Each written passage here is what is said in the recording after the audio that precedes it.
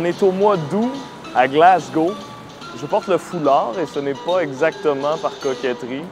Bon, peut-être un peu, c'est tartan, un peu comme en Écosse, c'est concept. Mais non, pour vrai, il fait froid. Et justement, parlant de météo, semblerait-il que l'opinion des Écossais, c'est un peu imprévisible et variable comme la météo.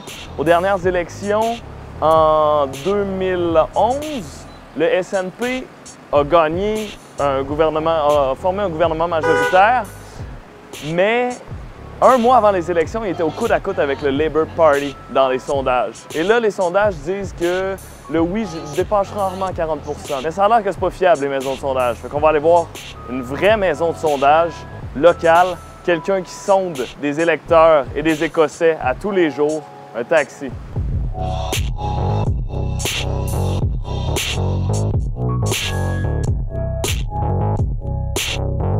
My name is Khalid Perwaize. Khalid. Khalid, yeah. What nationality is Khalid? Well, I'm Scottish just now, but I was born in Kashmir. Okay. And I came here when I was 10 years old. Okay, okay. So that was a long time ago. So you consider yourself as a Scottish? Scottish, yes. Yeah. And I've been in Scotland since 1961. I am 63-year-old. Oh, 63-year-old. 63-year-old. So are you approaching like your retirement or something? Yes, 2 years' time I'll be retiring. Oh, Yes. great. And talking about retirement, that's a big subject in the referendum campaign. Is that something that you worry about? I am not personally worried about it. The reason is that Scotland has lots of resources, and I believe that we'll be better off, you know, as an independent country. And the population is only about 5 million people, and the wealth, oil wealth, and other, you know, resources we have, I think it will be better for the 5 million to share our wealth. Yeah. Right. So we'll be better off. But in any case, even if it's not, you know, not better off, I still think the independence is a good thing. Yeah? How's that? It's just what resources we have, we can use them for better services for our population. For example, I'll give you that in Scotland now, the education is free, even to the graduate level, whereas in England and Wales and Ireland, they have to pay.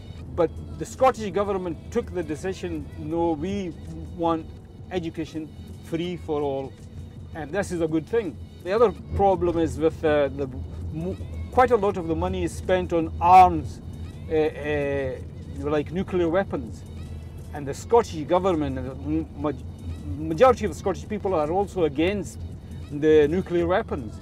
So when Scotland gets independence, then the resources from that are spent on nuclear weapons, they can be diverted to better causes for, you know, better like pensions or, you know, education, yeah, and other things. What's the opinion of people going in your taxi? Like, is it more yes? Is it more no? Do they think the same as you just said? Generally, it's about 50-50%. But in my own taxi, the people I have, you know, speak to, majority of them are saying yes, and for good reason as well.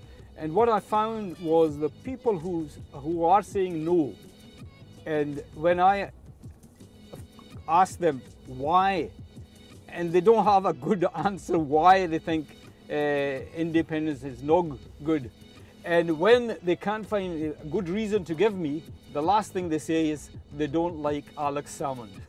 This is the leader of the Scottish National Party. Yeah. What they don't understand is nothing about Alex Salmond.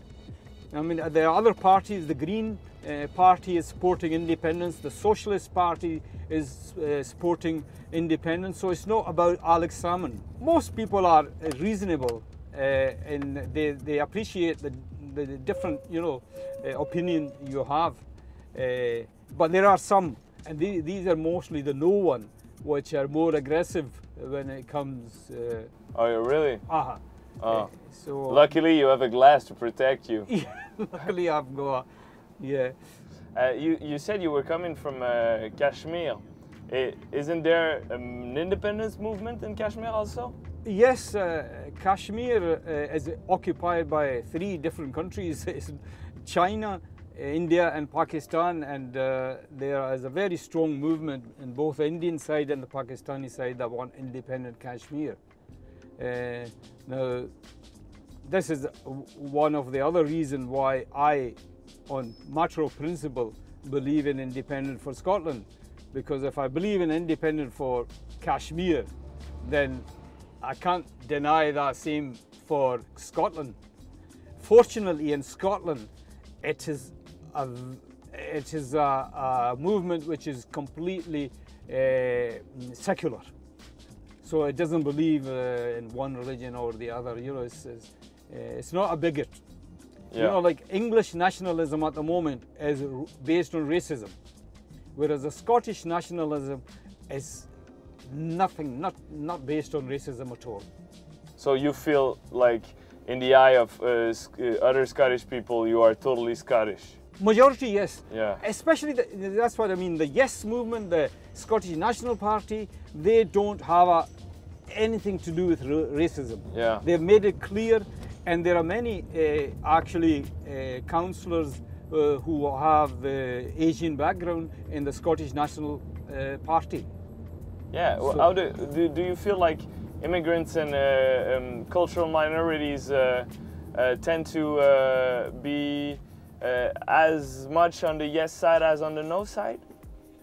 No, it's again, with that, it's both the same as in rest of the population. Okay. I would have thought that they would be, majority would say yes, you know, because of their background, like India for, Okay. you know, fought for independence against the British, Pakistan and other countries fought against the British for independence. So I would have thought the majority of it would go for yes, but I found that's not the case. It's just like, it's 50-50 again. Okay. But I think with what's happened around the world, more and more are turning to the Scottish National Party. The Scottish National Party has made it clear that they are not in favour of invading other countries. Yeah. And that affects a lot of people who have come to settle from outside. Last week they had the Palestinian flag flying from that city chamber. And that's the difference between English politicians and Scottish politicians. People who are suffering around the world, and they are in solidarity with them. Yeah. But the English politicians are actually causing most of the problem around the world. The people of Scotland, they are more socialist than the English. So Scotland, you know, historically, it is completely different from down south. Yeah. And this is what I think the Scottish people should say. They should be proud of, you know, what they are. But what I say to them is the last time Scotland suffered was when they assassinated William Wallace. And this time, if they don't say yes, there'll be another 300 years of, you know, stab in the back. Right, there you go, sir. Really?